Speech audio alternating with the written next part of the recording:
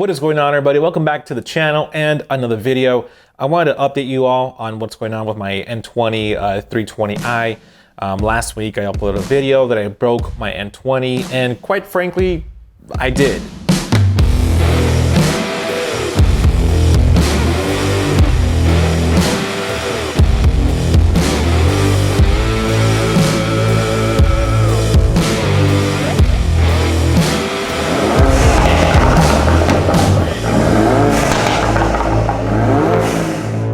You know, I saw that there was a misfire and the car was literally running like a motorcycle V8. It was just trembling a lot, and I took it into the dealer. I still have warranty, and they said, hey, you know what? You're gonna need a whole new motor.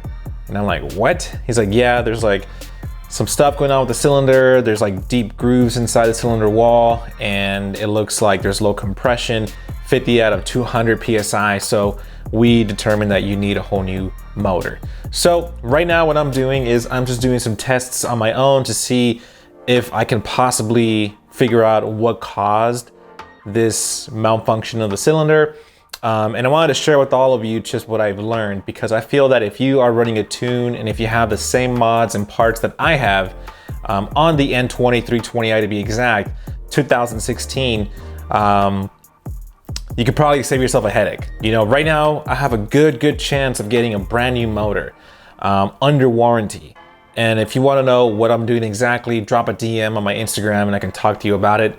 But unfortunately, I can't really, I'm not going to disclose any of that because I'm not there yet, and I don't want to be confident to say, yeah, I'm gonna get a new motor, which I don't know yet. So I'm doing a few things on my own right now. I'm putting everything back that's OEM, and I have a few things to do to possibly get myself a new motor, or I might get myself a rebuilt motor. I'm not sure yet. Either or, this car will live again, either with a new motor or a rebuilt one. I'm not sure yet.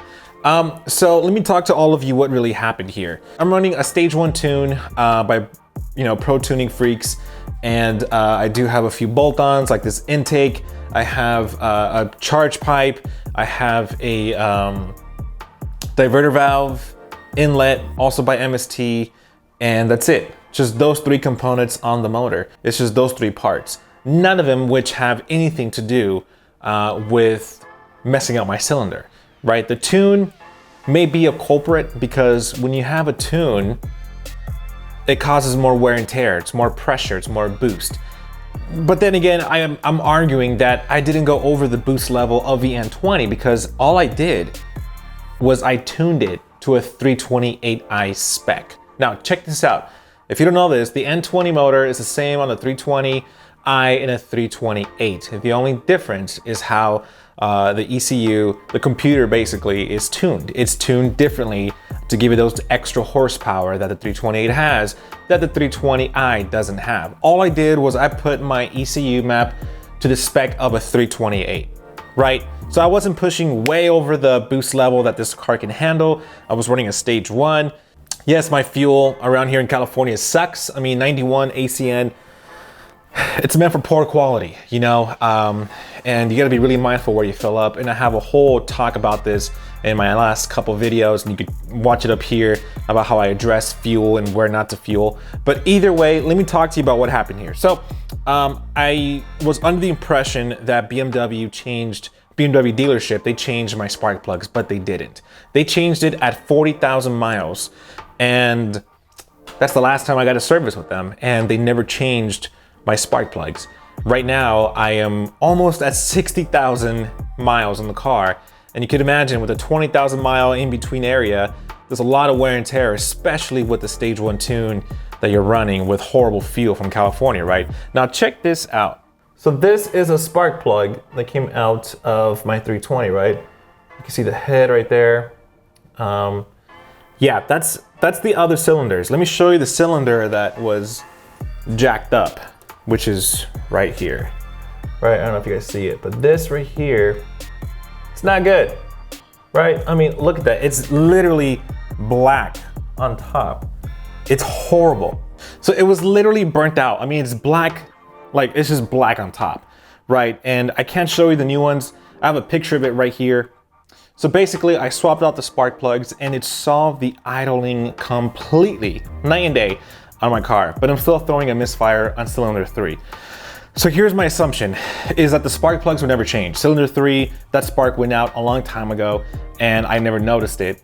And obviously when you're running more boost and you're doing all these pulls and driving on it with poor fuel, my injector probably gave out as well, causing the cylinder to just malfunction, and it just didn't run properly, causing it to perform grooves on my cylinder walls, which now resulted to me having low compression on cylinder 3. So guys, all I want to say here is that if you're running a tune on your car, keep up to date with the spark plugs. Buy extra spark plugs, keep them handy, run those codes every now and then. Make sure you're running fuel injector cleaner. I mean, if you're running a tune, you got to pay to play.